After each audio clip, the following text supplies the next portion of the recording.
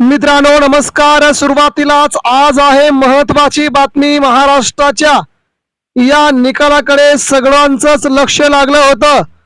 भारतीय जनता पार्टीने या संपूर्ण महाराष्ट्रामध्ये निवडणुका विकत घ्यायच्या ठरवलं असतानाच आता मात्र जिल्हा सहकारी बँका यामध्ये झालेल्या या निवडणुकांमध्ये भाजपची मात्र सगळ्यात मोठी पिछाड तर भाजपचा दारुण पराभव।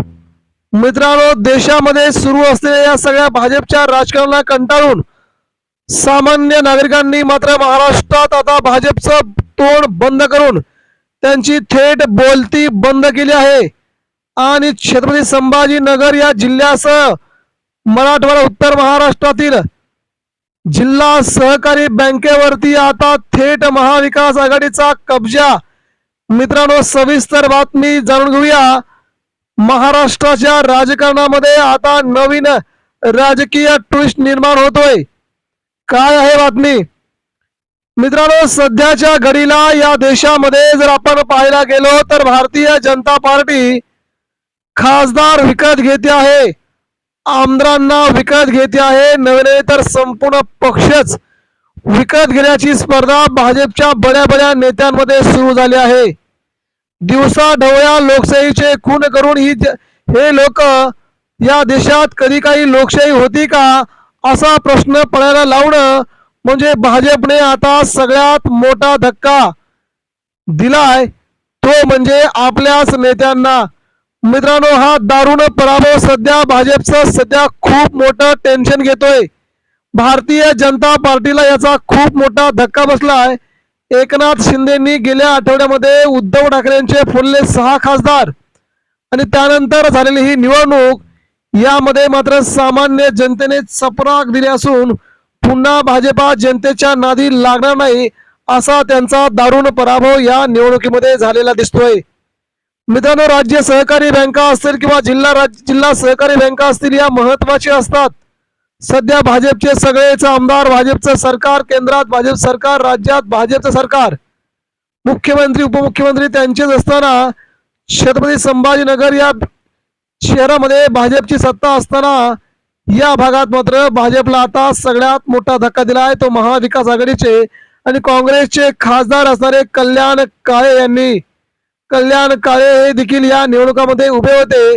संचालक पदासाठी झालेल्या या निवडणुकांमध्ये पहिला कल हाती आल्याच्या नंतर भाजपच्या 3 जणांचा दारुण पराभव, एकनाथ शिंदेच्या दोघांचा दारुण पराभव, तर महाविकास आघाडीचा या ठिकाणी कल्याण काळे विजयी झाल्यानंतर महाविकास आघाडी आणि काँग्रेसने ते एकच जल्लोष केलाय आणि या संपूर्ण छत्रपती संभाजीनगरमध्ये पुन्हा एकदा इंडिया आघाडीचं राज्य, पुन्हा एकदा महाविकास आघाडी उदयास येताना दिसते। आतापर्यंत हाती आलेल्या निकालानुसार भाजपला भोपळा, एकनाथ शिंदेच्या शिवसेनेच्या आलेल्या बिनविरोध 2 जागा आणि महाविकास आघाडी मात्र सगळ्यात पुढे लीड वरती असताना इथे जाणवते।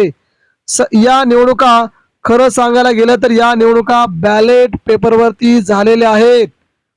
या संपूर्ण देशामध्ये भाजपा बॅलेट पेपरवरती निवडणुका घ्यायला का घाबरते याचं आता उत्तम उदाहरण आता समोर येऊ लागलंय। राज्य सहकारी या बँकांमध्ये, जिल्हा सहकारी बँकांमध्ये भाजपचे बॅलेट पेपरवरती होणारे पराभव पाहता इथून पाठीमागे महाराष्ट्रात आणि देशात झालेल्या निवडणुका कशा झाल्या असतील याच्यावर सगळ्यात मोठं प्रश्नचिन्ह निर्माण करणारे आहेत। यामुळे भाजपची मात्र आता खूप मोठी पंचायत झाली असून भाजपा ईव्हीएम वरती जिंकते, मात्र बॅलेट पेपरवरती जेव्हा निवडणुका होतात त्या ठिकाणी मात्र भाजपचा खूप मोठा दारुण पराभव होतो। हे आता वेगळं सांगायची गरज नाही। दुपारी 12 वाजेपर्यंत हाती आलेल्या निकालानुसार इथे मात्र भाजपचा शिंदे सेनेचा दारुण पराभव होताना दिसतोय। या पराभवाला जबाबदार महाराष्ट्रात फुलले पक्ष, लोकांशी केलेली प्रतारणा, लोकांशी केलेलं काम, या सगळ्यांचा खूप मोठा धक्का सध्या भाजपला बसतोय। भाजप आता स्वतःच्या बळावरती महाराष्ट्रात कधी सत्ता आणू शकणार नाही अशा लोकांच्या कमेंट आहेत। यामुळे आगामी काळात भाजपचं चाललेलं हे राजकारण महाराष्ट्र खपवून घेणार नाही असा लोकांनी थेट संदेश दिलाय का हे आता बघून घ्यावं लागेल।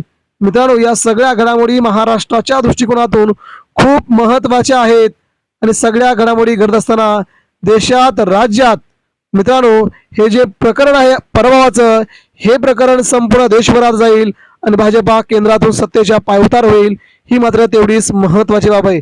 सध्या छत्रपती संभाजीनगरमध्ये मतमोजणी चालू असून अंतिम निकाल लवकरच येईल, तेव्हा आपण नक्कीच शेवटचा निकाल आपण आपल्या चॅनलवर टाकूया.